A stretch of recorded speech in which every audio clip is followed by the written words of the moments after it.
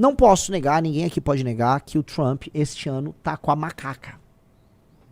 O Trump, ele basicamente deu fim ao regime do Maduro e pode ser que dê fim ao regime do Ayatollah. Aí falar que o Irã, desculpa, falar que o Trump é um governante fraco e sem consequência é um exagero. Onde há um aliado pontual da China, o Trump tá desmontando. E não é que ele tá botando um terceiro pra desmontar, ele tá desmontando. Ele tá desmontando. Ele destruiu, na prática, um regime que, eu volto a colocar aqui, muito complicado, que é o da Venezuela. E o Irã, muita gente falou, o Irã. E aí? Qual foi a resposta? Tacar uns mísseis aí nos vizinhos? Um cara falou, ele não deu fim ao regime do Maduro. Meus amigos, o regime do Maduro tem que ser desmontado. Agora saibam, o regime do Maduro acabou. É outra coisa que vai surgir. Não surgiu ainda. Há muitas dúvidas do que vai surgir, mas não é mais o regime do Maduro. Tá? Então, o Trump tem que ser entendido como um presidente que vem tendo consequências. E por enquanto, né, a China não apresentou uma resposta como reação, como essa potência ascendente. Às vezes a China está focada nessa construção de longuíssimo prazo desse sistema de relações que ela tem na África, no tal do Sul Global, mas na hora que o bicho aperta, a China não faz frente aos Estados Unidos. Tá? Muita gente comemorando, e comemora com razão, um regime que é opressivo e que botou a elite do país para fora, tendo possivelmente seu fim. Possivelmente. Pode ser que o regime resista. Pode ser que o regime resista, tá? Mas é o maior abalo que ele já teve e as pessoas estão cada vez mais se soltando lá no Irã contra o regime. O regime estava oprimindo, e assim, o regime lá do Ayatollah estava matando manifestantes. O Estado estava matando manifestantes, reagindo contra eles. Portanto, é uma briga que ela já foi para um campo que é muito difícil ter um retorno. O regime só se mantém de pé se ele der uma resposta muito opressiva contra a própria população. Então, no momento dessa resposta opressiva, veio uma bomba, caiu, levou a Ahmadinejad, levou o Khamenei. E aí fica a pergunta, será que eles vão tentar fazer uma saída negociada ou vão dobrar a aposta? Tá?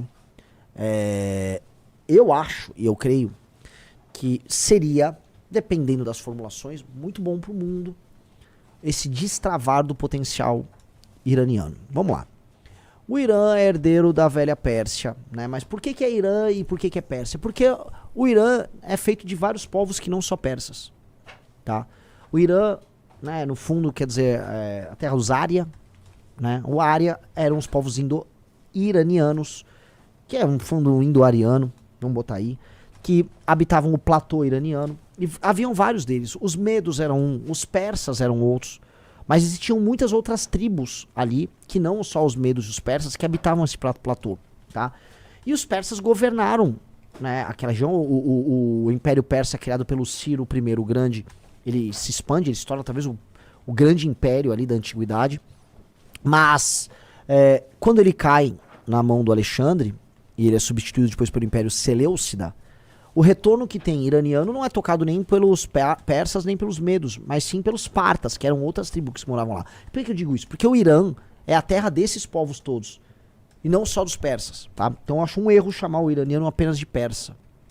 Primeiro ponto. Então faz sentido o país chamar Irã. Esta nação é uma nação de homens e mulheres brilhantes, responsável por grande parte da literatura que nós conhecemos. Provavelmente os romances de cavalaria, como nós conhecemos, vieram de lá.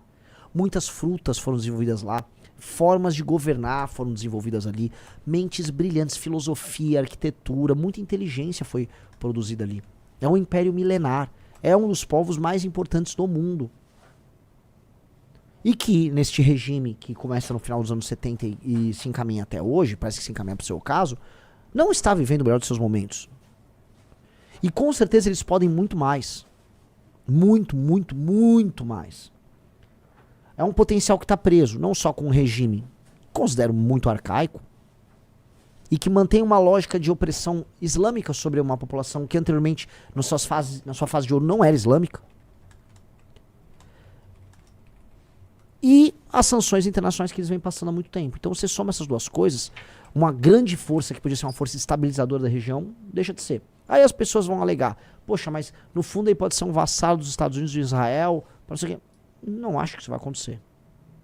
Dito isso, eles podem ser uma força política por si só, numa região em que em cima deles tem a Rússia, embaixo deles tem Índia e Paquistão.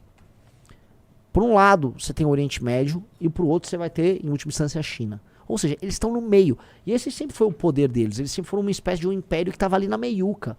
A Rota da Seda passava por ali, eles tinham contatos com esse mundo todo. Isso foi a força deles e também a perdição.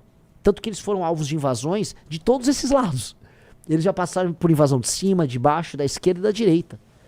Eles, né, o povo iraniano sofreu demais.